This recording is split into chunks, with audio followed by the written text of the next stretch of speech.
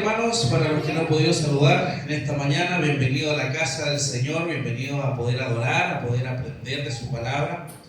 Vamos a continuar con la enseñanza que estábamos viendo acerca del libro de Jonás, el libro de Jonás. Así que, por favor, si pueden ir a Jonás,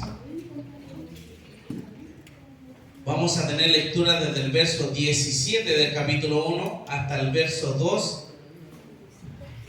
y el versículo 10, ¿ya?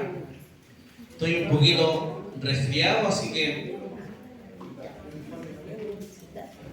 voy a tener que hidratarme constantemente.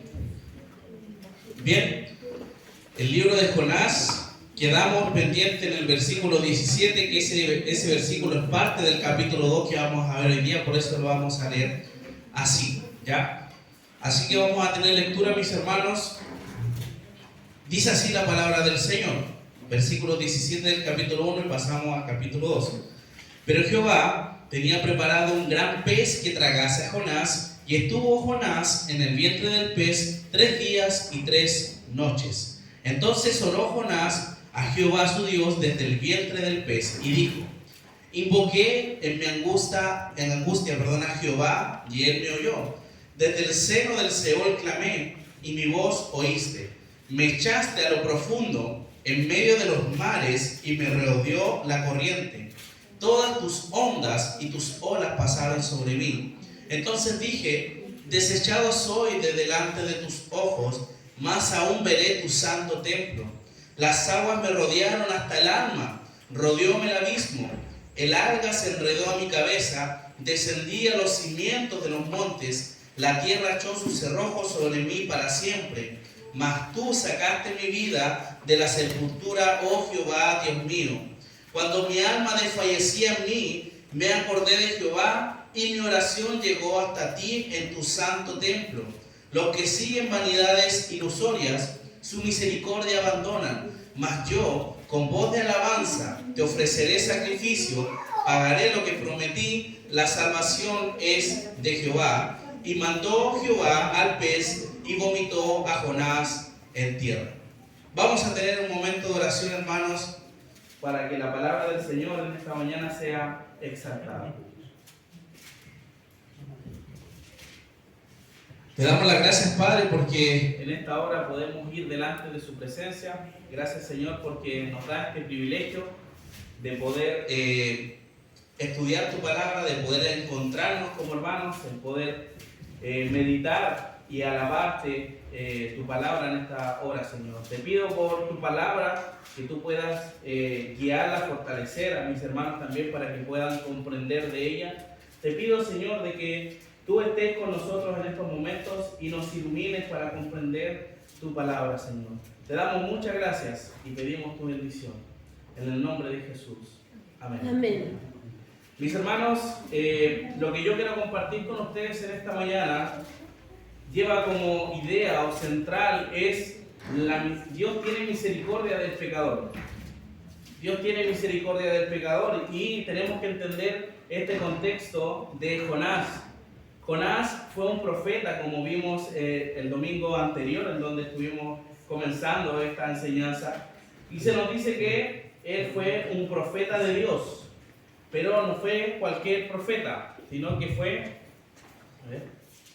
¿Aló? Sí, ahí sí. Gracias.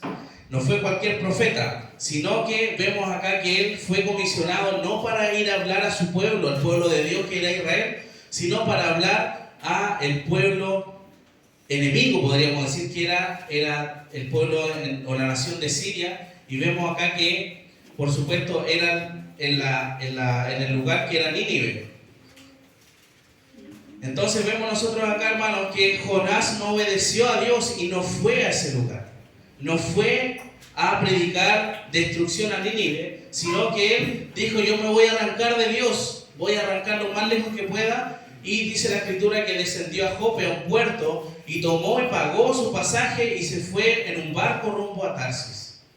Entonces vemos que él iba rumbo a Tarsis, que era el lugar extremo a donde debía ir. Él en realidad quería tratar de alejarse del Dios, pero sabemos que no podemos alejarnos de Dios. Dios está en todo lugar. Entonces vemos que Dios llegó o estaba donde estaba Jonás, por supuesto, y fue interceptado a Jonás en el rumbo en el barco con una gran tempestad, con una olas pero tremendas. Entonces vemos que esta desobediencia no solamente estaba siendo de consecuencia para Jonás mismo, sino que también para los que estaban junto a Jonás. Vemos en el capítulo 1 que los marineros rogaban a sus dioses, pidiéndoles que los puedan salvar en estos momentos, pero esos dioses, por supuesto, no hacían nada porque no eran verdaderos dioses, sino que Jehová estaba tratando con Jonás.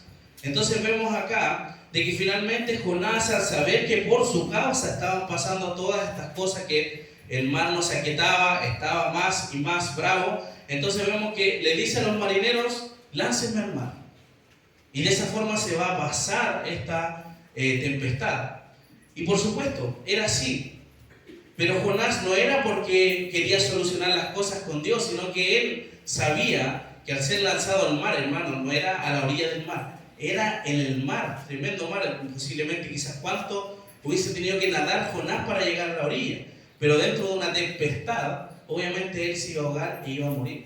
Jonás no quería ir a Nínive y estaba dispuesto a morir para no ir para allá. Por eso él dijo: láncenme solamente. Pero nosotros nos encontramos ahora en el capítulo 2, o en la final del capítulo 1 dice: pero Jehová tenía preparado un gran pez que tragase a Jonás. Imagínense. Y no era cualquier pez, sino que este pez tuvo a Jonás en su vientre 3 días y 3 noches. Imagínense, era algo, algunos historiadores tratan de comparar este pez con una ballena, con un cachalote, tratan de buscarle la forma. Pero podríamos decir que este pez fue creado exclusivamente para que tragase a Jonás. Y no solamente eso, sino para que él esté vivo 3 días. Y eso es lo que realmente es milagroso, porque es obra del Señor. Amén. ¿Entienden? Y vemos que ahora el escenario ya no está fuera de la tempestad, sino que ahora Jonás se encuentra en la segunda parte, que está en el vientre del pez. Y uno muchas veces cuando es pequeño dice en el vientre del pez y lo dibujan así como en una fogatita, con luz. No, Jonás está en la oscuridad total. Posiblemente está apretado. Posiblemente está realmente cansado.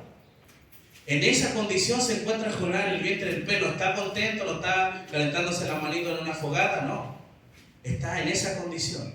Y en esa condición es que Jonás ora a Dios.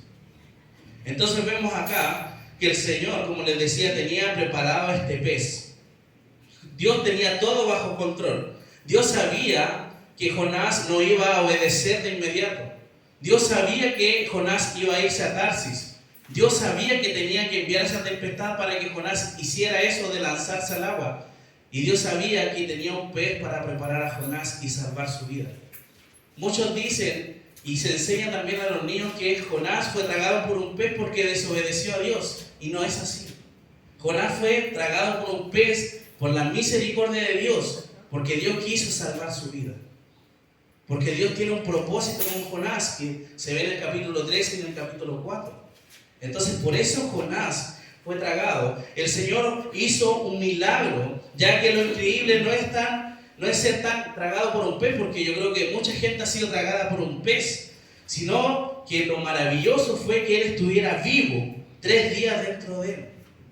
Y eso es lo que hace realmente que esto es obra de Dios, no es obra de la naturaleza.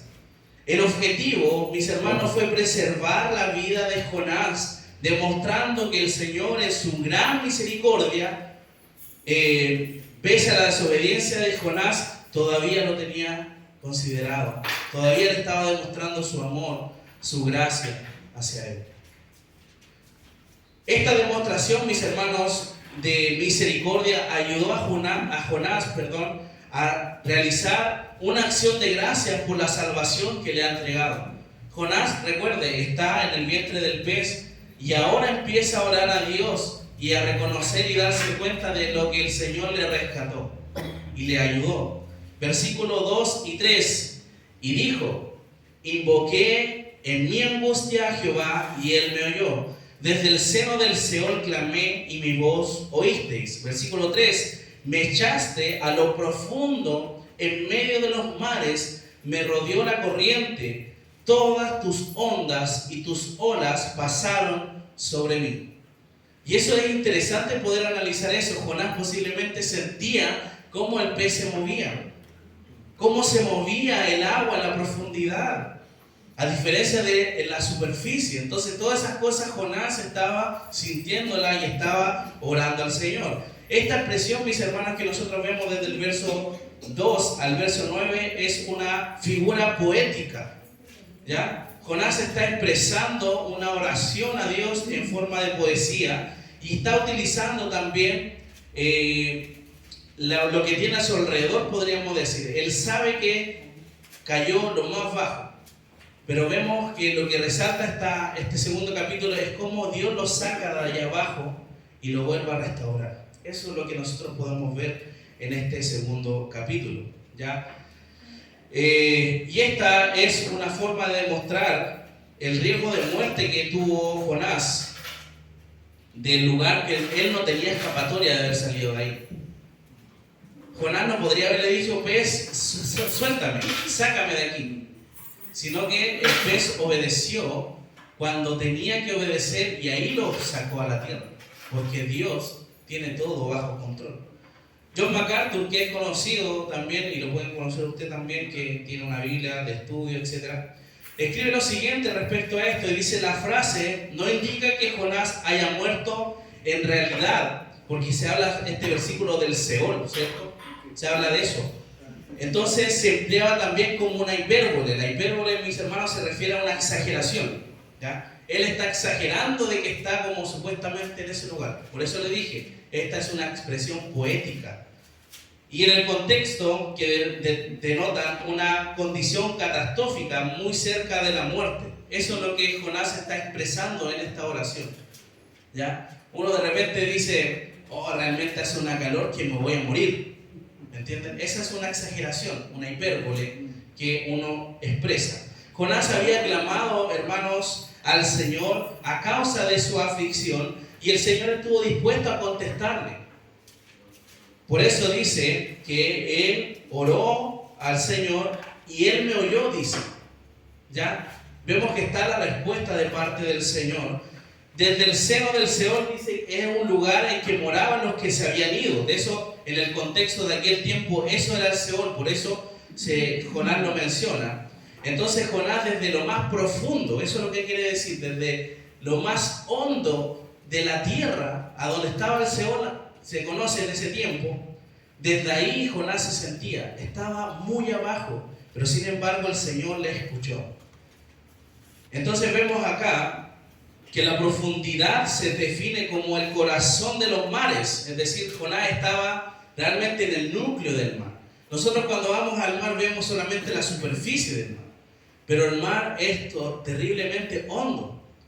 Y Jonás en un pez, que obviamente no cualquier pez le iba a agarrar en aquel tiempo, entonces vemos acá de que hubo una respuesta del Señor, ya un milagro del Señor. Jonás menciona que la corriente del agua o la corriente del mar me ha rodeado y todos los movimientos y las olas del mar que Jehová ha levantado en la tormenta lo han inundado. Es decir, él se encuentra en algo, una expresión que él está por todos lados perdido. Versículo 4 y versículo 5 y 6 dice: entonces dije, desechado soy delante de tus ojos, mas aún veré tu santo templo. Las aguas me rodearon hasta el alma, rodeóme el abismo. El alga se enredó a mi cabeza, descendí a los cimientos de los montes. La tierra echó sus cerrojos sobre mí para siempre, mas tú sacaste mi vida de la sepultura, oh Jehová, Dios mío. Se sentía Jonás, hermanos, como que había sido echado fuera de la atención y cuidado especial que Dios ejerce sobre lo suyo. Jonás se sentía que estaba lejos de Dios, que había sido sacado por Dios y llevado a un lugar de castigo. Eso es lo que sentía Jonás. Por eso decía ahí: desechado soy delante de tus ojos. Jonás sabía y se daba cuenta de que él no estaba recibiendo lo que el Señor obviamente le da a lo suyo, la protección, la seguridad. Por eso Jonás decía estas cosas. Pero ahora se da cuenta de lo terrible que es estar separados de la presencia del Señor. Imagínense, él está en lo profundo, sabiendo si va a morir o no, porque lo tragó un pez. Es algo extraordinario, no es algo normal. Entonces vemos que a pesar de hallarse desechado, todavía se volverá a Dios con fe. Esa es la convicción que tiene Jonás. Tenía la esperanza de gozar en el futuro del privilegio de adorar en el templo de Jerusalén. Por eso menciona acá que aunque estoy desechado en estos momentos, más aún veré tu santo templo. Esa era la esperanza de Jonás, de estar adorando al Señor en su templo, ¿ya? Aunque él haya sido desechado por esos momentos. Vemos que la presencia del Señor estaba en el templo, de manera que la oración de Jonás lo alcanza allí. Por eso dice claramente que está desechado, pero aún verá el santo templo del Señor. Vemos acá que aunque Jonás estaba consciente de su desobediencia, porque él sabía lo que había hecho, aún se consideraba leal al Señor, pero vemos que no había abrazado la adoración a los ídolos. Obviamente Jonás decía: yo soy todavía parte del pueblo de Dios, aunque le haya desobedecido a Dios, porque no me he inclinado a otros dioses. Esa era la convicción que tenía Jonás. Entonces vemos que Jonás reconoce que el Señor le ha dado lo ha sacado de esa situación, lo ha salvado de eso, le ha demostrado su gracia, pese al pecado que él ha cometido. ¿Y cuál fue el pecado de Jonás? La desobediencia a un mandato de Dios, de que fuera a dar un anuncio a Nínive, y él quiso alejarse de la presencia del Señor. Versículo 7. Cuando mi alma desfallecía en mí, me acordé de Jehová, y mi oración llegó a ti en tu santo templo. Cuando su alma estaba para hundirse en la noche de la muerte, pensó en Jehová, y su oración llegó hasta donde está en su santo templo, allí donde el Señor se encuentra en su trono como Rey, como Dios de su vida. Vemos nosotros acá que desde allí llegó la oración. Jonás estaba en lo profundo del mar, y vemos que el Señor moraba la presencia del Señor en el templo. Y Jonás hace esa, aunque estaba de un lugar donde nadie me hubiese visto o escuchado, tú sí me escuchas. Y es así con el Señor. No tenemos que estar en un lugar especial para que Dios nos escuche. Dios nos escucha en todo momento. Él sabe y conoce la condición de cada uno de nosotros. Conoce cuando pecamos. Conoce cuando estamos mal con Él, porque Él lo sabe todo. Es parte de sus atributos. Entonces vemos ahí, mis hermanos, que donde el Señor le ayuda y le salva, y esto despierta la confianza en el Señor e impulsa al alma a alabar y dar gracias. Por eso Jonás ora y agradece al Señor. Versículo 8 y 9 dice: los que siguen vanidades ilusorias, su misericordia abandonan. Mas yo, con voz de alabanza, te ofreceré sacrificio, pagaré lo que prometí, la salvación es de Jehová.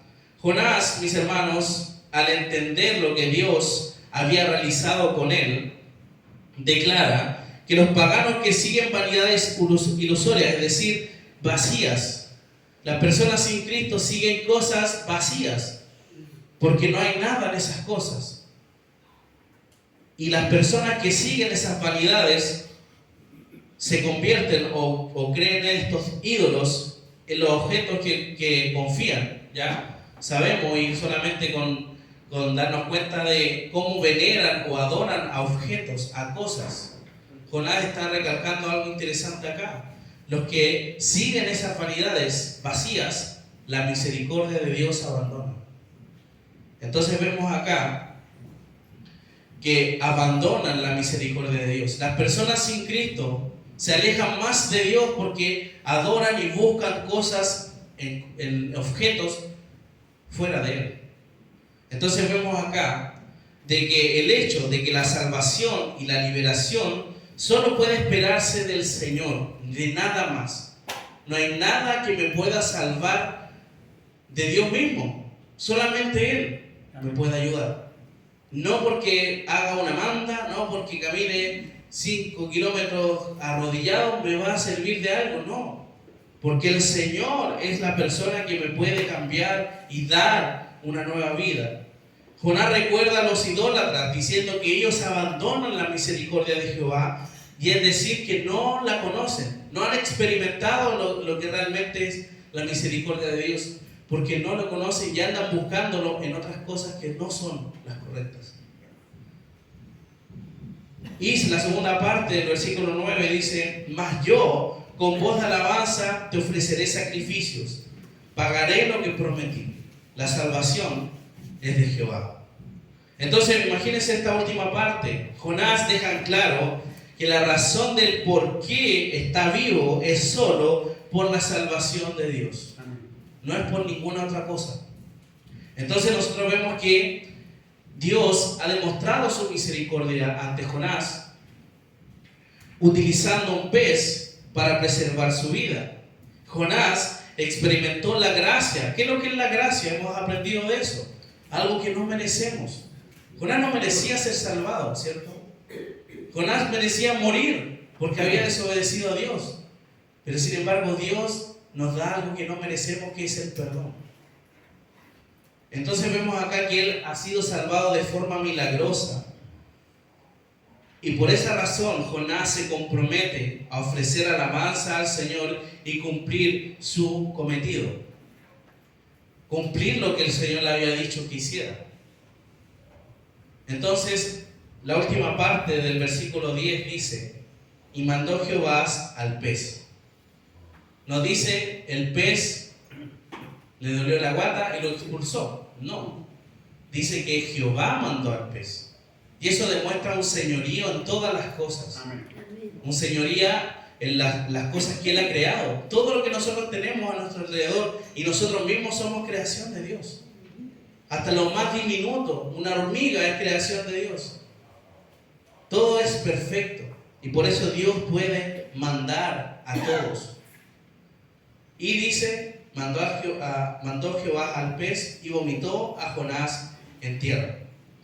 Entonces vemos que luego de que el Señor salvara la vida de Jonás y él reconociera la obra de gracia que fue dada de parte del Señor, fue lanzado en tierra por el pez. Y no dice que lo soltó en el agua, dice que lo vomitó en la tierra. Imagínense, expulsó a Jonás en la tierra y así asegurarse de que estuviera, por supuesto, bien. Entonces, hemos visto en estos dos capítulos, hermanos, capítulo 1, capítulo 2, dos escenarios de la vida de Jonás. Primeramente, él ha sido comisionado por Dios para ir a Nínive. Y vemos que él se va para el otro lado y viaja a Tarsis en un barco.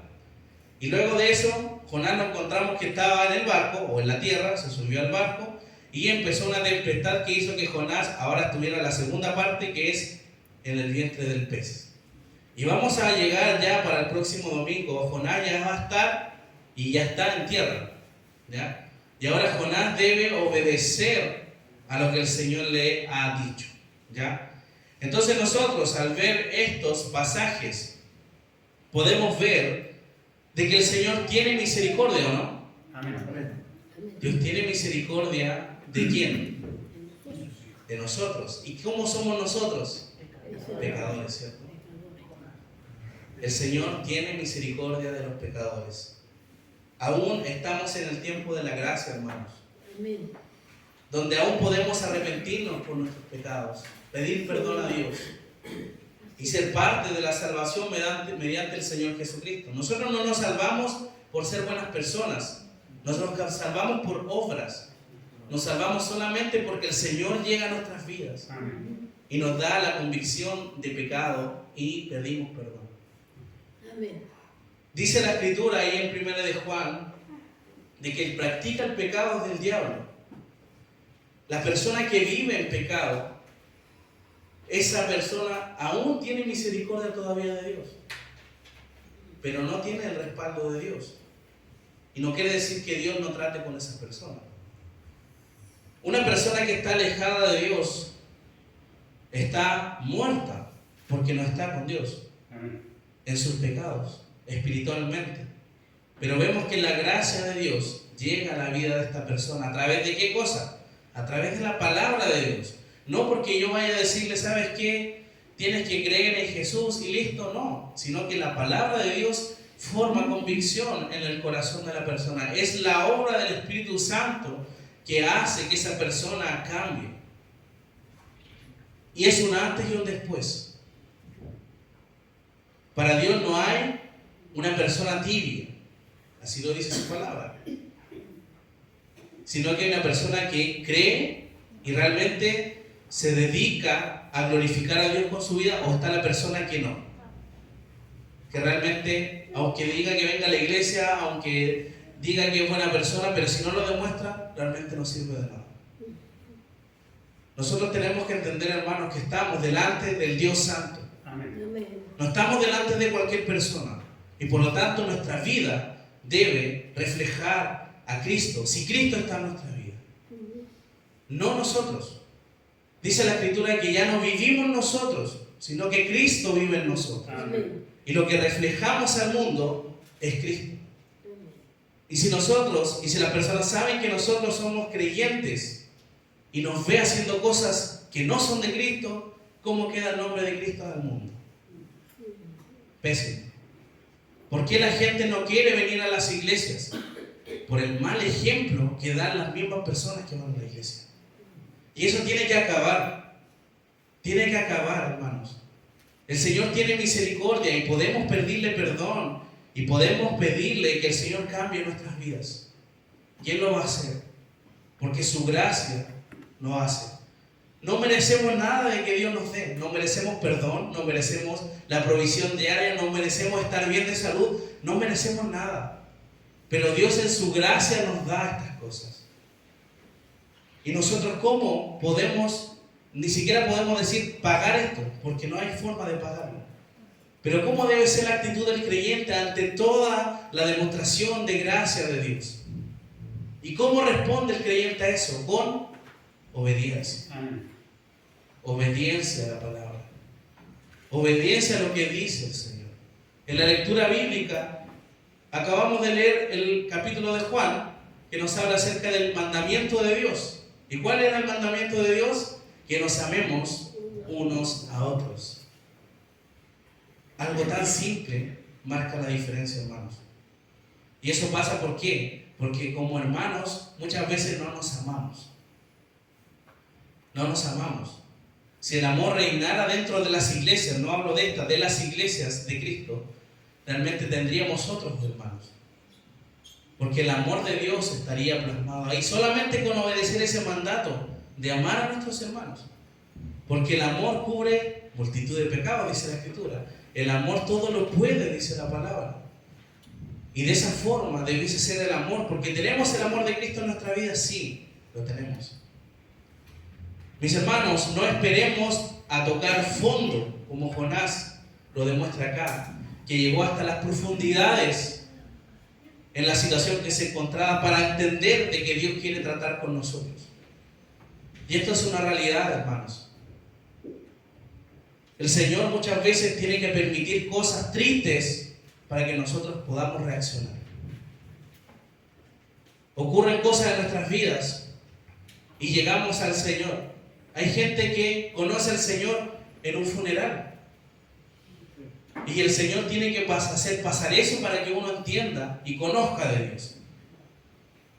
Hay mucha gente que el Señor ha salvado en esos lugares, en esos momentos. Entonces, por eso les digo, no esperemos tocar fondo con nuestra vida de pecado.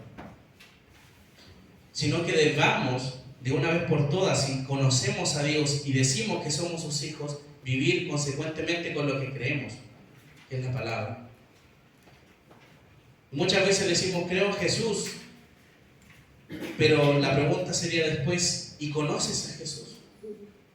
Porque es diferente. ¿Conocemos lo que hizo Jesús? Posiblemente sí, murió por mí, me salvó. Pero ¿tú sabes cómo es el carácter de Dios? ¿Cómo Dios es? ¿Cómo Dios trabaja con las personas? Acompáñenme por favor al Salmo 7. Salmo 7, que nos habla algo bien interesante también respecto a cómo el Señor ve a las personas, a los impíos.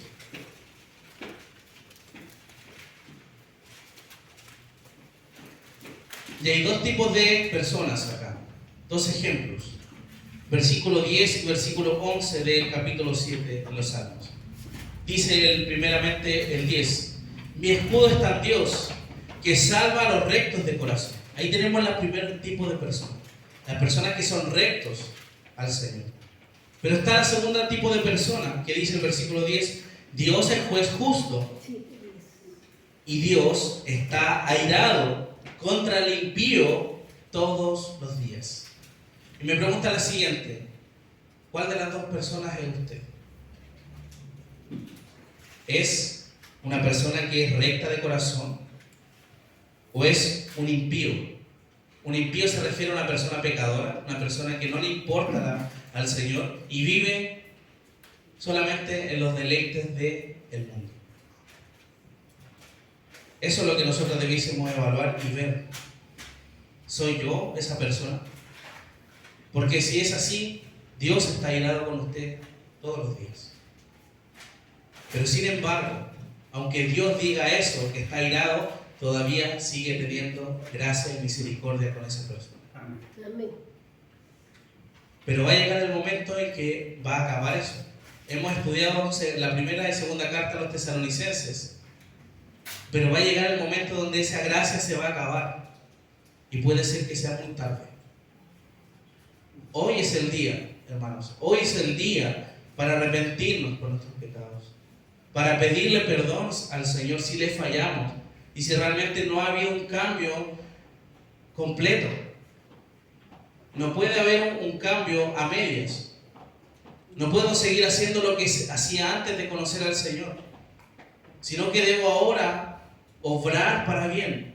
Antes era esclavo de Satanás, del pecado, pero ahora soy esclavo de Cristo y sirvo a Cristo.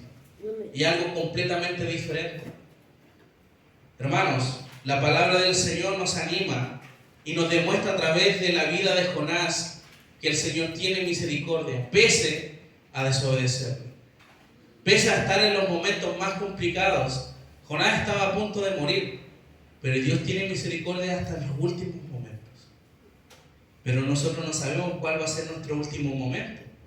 Hoy en día no sabemos. Con todo como está nuestro país, el mundo, no sabemos el día de mañana vamos a estar.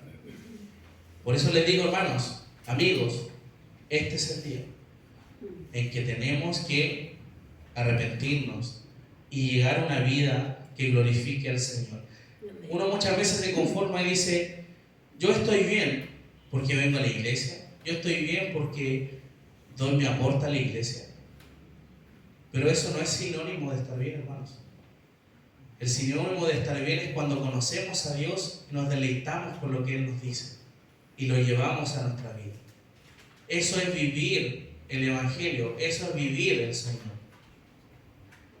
Esto es parte de lo que podemos hacer. Aquí adoramos en conjunto, hermanos, pero debe haber una adoración, una devoción personal que es de lunes a sábado. Eso es lo que marca la diferencia de un creyente, que es luz y sal del mundo.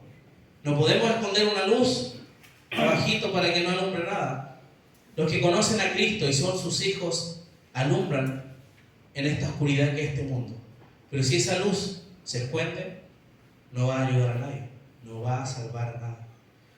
Obviamente el Señor es el que obra en la vida. Solamente nosotros somos comunicadores del Evangelio. Y para conocer qué debemos decirle a las personas, debemos conocer a Dios. Por eso la vida del creyente no es una vida color de rosa, como se puede decir. Nosotros muchas veces, yo creo que muchos han orado: Señor, ayúdame a ser más semejante a ti, ¿cierto? Ayúdame a ser más como Cristo. Y si nosotros vemos en la Escritura, ¿cómo fue Cristo? Cristo fue una persona que vivió con lujos, fue una persona que todo le fue bien, es decir, el enemigo estaba con él, atacándolo constantemente. Él no tenía ni siquiera dónde recostar su cabeza. Y ese es el costo de seguir a Cristo, hermanos. No vamos a ser igual al mundo, pero nuestro espíritu va a estar con Él por la eternidad. Posiblemente en esta tierra vamos a pasar muchos problemas, muchas dificultades, pero nuestro espíritu, nuestra vida nueva, esa vida incorruptible, va a estar con el Señor por siempre. Y tenemos que reconciliarnos con Él hoy. Vamos a tener un momento de oración, hermanos, de forma personal, por supuesto, para que cada uno ore al Señor. Para creer en el Señor debemos arrepentirnos de nuestros pecados y confiar y creer en Él. No necesitamos levantar nuestras manos y decir quiero aceptar al Señor. Porque de boca, mis hermanos, podemos decir muchas cosas. Pero realmente cuando uno lo hace, verdaderamente lo demuestra a través de las acciones. Cuando decimos creer, vamos a creer siempre. Así que vamos a orar, hermanos, unos minutos. Yo voy a levantar esta oración. Abra su corazón al Señor. Y si hay algo que tiene que cambiar y pedir perdón, es el momento, hermanos. Tengamos un momento de oración.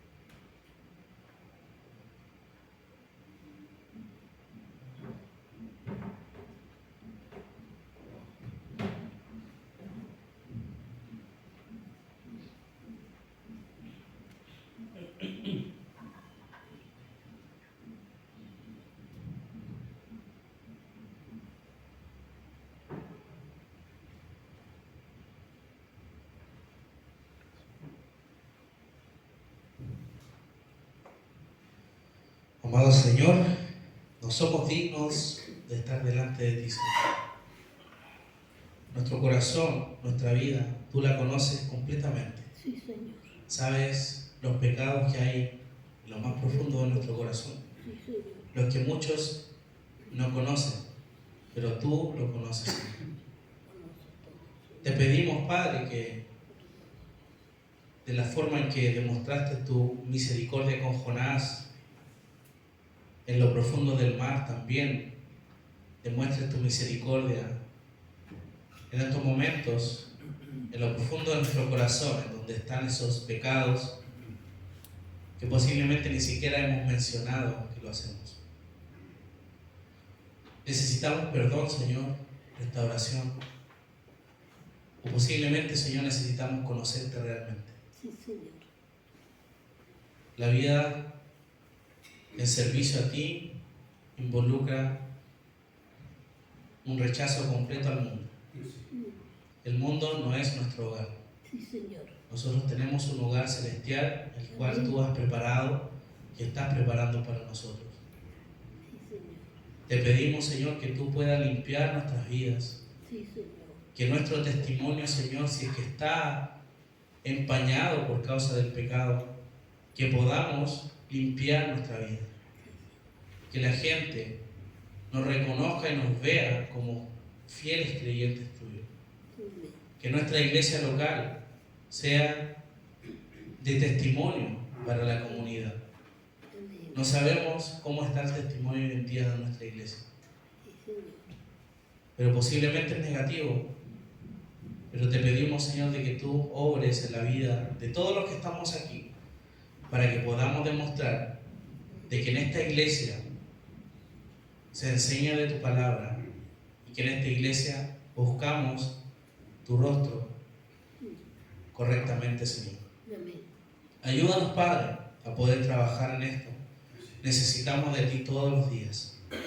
Pedimos que tú puedas obrar como lo has hecho desde siempre, Señor. Gracias por esta reflexión en donde podemos ver la vida de Jonás. Alguien que es muy similar a cada uno de nosotros. Te pedimos, Padre, que tu gracia, que tu amor